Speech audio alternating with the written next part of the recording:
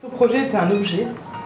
Est-ce que ça serait plutôt une chaîne qui renforce les liens sociaux, une montgolfière qui prend son envol, une grue pour reconstruire ensemble, un pansement pour pallier aux problèmes des jeunes? Alors, si le projet était un objet, ce serait une chevillère.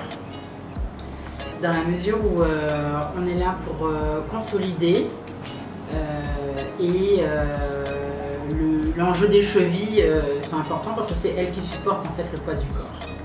Donc on est là dans la consolidation et dans vraiment le soutien. Le statut du projet et de sa mise en œuvre, il en est à quel point? Graines, jeunes pousses, beaux palmiers, une grande forêt tropicale. Alors on est pour l'instant une jeune pousse, et puisque très clairement la mise en œuvre est relativement perturbée par la situation sanitaire sur le territoire actuel. Et on ferait notre chemin à travers les aventures et les difficultés qu'on rencontre. Pour en revenir au tout début, est-ce que tu peux te présenter en quelques mots et ton parcours, enfin qu'est-ce qui t'a amené à finir là où tu es actuellement et à faire ce projet? Alors, je m'appelle Bravo Catiliana, je suis actuellement la présidente 2021 de la Jeune Chambre économique de la Martinique. J'ai découvert la Jeune Chambre en 2013, lorsque je suis revenue en Martinique après des études et un début de parcours professionnel en Europe et en Afrique. Et actuellement, ce qui m'a amené à prendre la présidence, c'était justement l'envie de pouvoir mener des actions qui pouvaient impacter mon territoire et de manière challengeante. Quelles sont les missions et les objectifs de la Jeune Chambre? Quelles sont les thématiques d'action, les missions et les objectifs de la Jeune Chambre?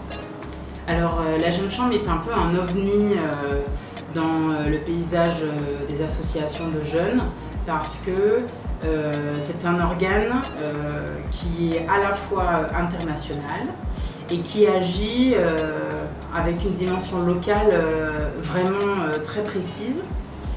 Et son champ d'action est très vaste, puisque globalement c'est une association affiliée aux Nations Unies, donc le champ des objectifs de développement durable est son champ d'action. Et en fait, dans le choix de nos actions, nous avons un triptyque qui doit se mettre en place. Généralement, une action Jeune Chambre, c'est une action qui se reconnaît parce qu'elle a un intérêt pour la Jeune Chambre, elle a un intérêt pour le territoire et elle a un intérêt pour le membre qui l'amène. La structure travaille avec quel type de public principalement? Eh bien, avec tous les jeunes de 18 à 40 ans et qui habitent sur le territoire de la Martinique. L'objectif, c'est vraiment d'être le plus inclusif possible et à la Jeune Chambre, on est vraiment persuadé que la diversité permet la qualité des actions. Est-ce que tu peux présenter ton initiative, du coup, celle dont tu vas nous parler? Alors, en gros, nous avons décidé de mettre en place le brevet de sécurité financière, qui, comme son nom l'indique, était inspiré du brevet de sécurité routière. On a constaté que c'était un besoin sur le territoire et notamment pendant la crise. Alors, ce n'est pas une initiative qui a été créée par la Jeune Chambre de la Martinique, c'est une initiative qui a été créée par la Jeune Chambre économique de Châteauroux. Et l'avantage du réseau Jeune Chambre, justement, il est là, c'est qu'une action locale peut vite avoir une dimension globale grâce au réseau des Jeunes Chambres. Nous, on est sur un territoire où économiquement, on n'a pas d'industrie et du coup, les conséquences économiques n'ont pas encore été vraiment réalisées de la pandémie. Or, on sait très bien qu'on est déjà sur un territoire économiquement sensible et fragile. Alors on s'est dit qu'on sait que les jeunes vont devoir s'insérer sur le tissu économique et dans le marché du travail dans des conditions qui sont vraiment pas simples.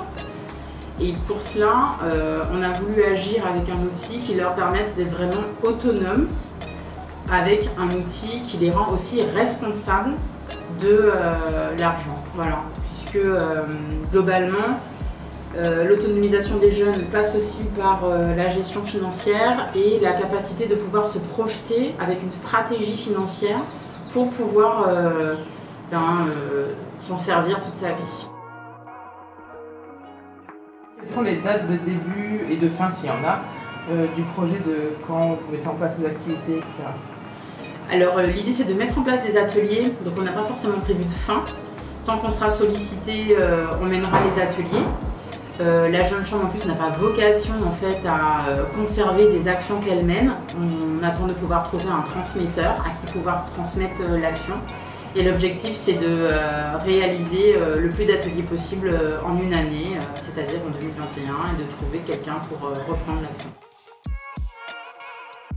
En termes de financement, tu dois écrire moyens financiers, est-ce que vous avez des financements spécifiques, plutôt locaux, nationaux, européens ou pas du tout?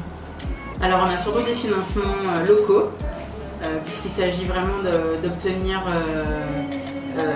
un soutien financier sur la production des livrets, puisque on a un support en fait de travail qui permet aux stagiaires qui suivent la formation de se mémoriser en fait des grandes notions clés relatives à la finance et à la gestion financière. Donc c'est surtout dans le cadre de la fabrication de ces livrets qu'on a eu besoin de solliciter un partenaire local. Est-ce que tu considérais cette initiative plutôt comme solidaire, écologique ou les deux? Je pense que ça répond à deux choses parce que ça répond aux deux exigences d'écologie et de solidaire, voilà, parce que dans un premier temps, les jeunes sont mis à contribution au sein des familles pour participer, je dirais, aux difficultés économiques. Des jeunes vont travailler pour pouvoir justement participer aux dépenses de la famille.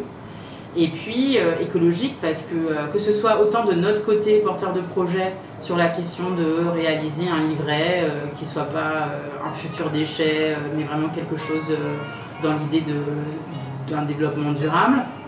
C'était important pour nous de se poser la question. Et la dimension écologique, on la retrouve parce que là vraiment l'homme est au cœur du dispositif. Et au-delà même de l'homme, j'ai envie de dire, c'est l'adulte. Et on sait qu'un adulte qui bénéficie d'une éducation financière pertinente est en capacité du coup de couvrir les besoins de sa famille. Donc on est là sur un cercle vertueux. Donc pour moi ça répond complètement à la dynamique écologique et solidaire. Est-ce que tu penses que l'initiative aurait vu le jour telle qu'elle sans la pandémie du Covid? Et en quoi tu penses que la pandémie du Covid, elle a impacté l'initiative, si ça l'a changé ou pas, etc. Alors, je pense que la pandémie, en fait, nous aura permis de mettre le doigt sur cette question d'autonomie financière. C'était quelque chose qui était, je dirais, dans l'inconscient, mais dont on n'avait pas forcément mesuré l'impact. Et le Covid a vraiment permis de mettre en avant le fait que dans un premier temps, les membres se sont interrogés comment est-ce qu'ils allaient faire pour payer leurs cotisations et très vite on s'est retrouvés à entre nous déjà en discuter et en discutant entre nous on s'est bien rendu compte que c'était une priorité et ça c'est vraiment le Covid qui a permis d'avoir une réflexion d'abord en interne sur la question et ensuite de pouvoir mener une enquête sur le territoire. La conséquence négative parmi toutes les conséquences négatives du Covid, celle qui a le plus grand impact, qui a le plus inspiré l'initiative, c'est plus les problèmes économiques, le chômage et ce genre de choses. C'est surtout la sensation que dans les programmes mis en œuvre, je veux dire l'aide aux entreprises pour la relance, etc., il y avait très peu eu de réflexion sur, il y a une nouvelle génération qui veut s'insérer en tout cas sur le marché de l'emploi et qui va se retrouver en concurrence avec d'autres générations qui bénéficient de plus de compétences, etc., etc. Donc comment aider cette jeune génération qui rentre sur le marché de l'emploi à pouvoir bénéficier, comme j'expliquais tout à l'heure, de stratégies qui lui permettent de financièrement trouver des formations, de pouvoir gagner en autonomie, avoir son appartement, payer son permis, enfin toutes ces interrogations-là. Parce que le soutien aux entreprises, c'est un axe qui est intéressant, mais là, les jeunes générations se retrouvent confrontées, en plus des interrogations auxquelles sont d'ordinaire confrontées, des jeunes qui arrivent sur le marché du travail, à une barrière supplémentaire. Comment vous impliquez les jeunes du coup dans les formations que vous faites? Du coup, est-ce que c'est des jeunes de la jeune chambre ou des jeunes, n'importe quel jeune peut s'inscrire? Alors, tous les jeunes peuvent s'inscrire. Notre difficulté principale, c'était qu'en fait les ateliers en présentiel ont dû passer au distanciel. Et on se rend bien compte là de l'importance du langage corporel et de tout ce qui est du langage non verbal pour l'accompagnement dans l'acquisition de compétences et de formes d'apprentissage. Malheureusement, on est là aussi sur un territoire où Internet est une vraie interrogation. C'est vraiment un produit de luxe parfois pour certains jeunes. Donc là pour le coup, notre plus grand frein, c'est vraiment la connectivité du territoire. Quels sont pour toi les problèmes les plus urgents rencontrés par les jeunes? Et qu'est-ce que, du coup, lié à ça, les organisations de jeunesse et les jeunes peuvent faire pour contribuer à aider les jeunes face à l'isolement social, économique, culturel, enfin toutes les conséquences du Covid? Qu'est-ce qui est pour toi le plus urgent et qu'est-ce qui pourrait être fait? Moi, j'aurais tendance à penser qu'il faut un lieu où les jeunes puissent au moins se croiser. Une génération a besoin de temps sociaux pour se retrouver, pour échanger, que ce soit pour de l'éducation par les pairs, que ce soit pour des campagnes de sensibilisation, que ce soit pour des échanges de bons plans. Il y a besoin d'un lieu d'échange. Depuis le début de l'humanité, c'est quelque chose de nécessaire et on sait que la jeunesse est un temps de socialisation énorme. Donc pour moi, l'urgence serait vraiment de créer un tiers-lieu dédié à la jeunesse qui pourrait du coup mélanger les publics, que ce soit des publics étudiants, que ce soit des publics de bénéficiaires des missions locales, que ce soit des publics qui soient complètement en rupture avec le système et où du coup serait mise à disposition de l'information pertinente pour tous ces publics, puisque à un moment donné, ils vont à la recherche de l'information. Donc leur proposer un lieu où tout ça se fait et pas derrière un guichet où on prend rendez-vous de manière complètement formelle, mais vraiment en mettant en avant l'utilité justement de la rencontre informelle et de son impact sur les générations. Pour moi, l'urgence, elle est là. Selon toi, quelles sont les limites des politiques jeunesse par rapport à tout ça et par rapport aux urgences qu'il y a suite à l'impact du Covid sur la jeunesse pour les aider? Enfin, quelles sont les limites de toutes les politiques qui existent? Alors ce sera rien de nouveau, mais la standardisation est un problème.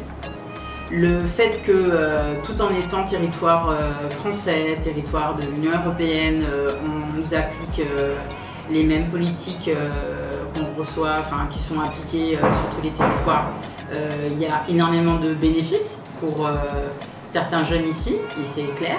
Maintenant, le fait de dire que la standardisation de ces politiques publiques sans un certain assouplissement dans leur mise en œuvre est un problème parce qu'on se heurte le plus souvent à des publics qui ne bénéficient pas du même parcours culturel et de la même connaissance culturelle du système.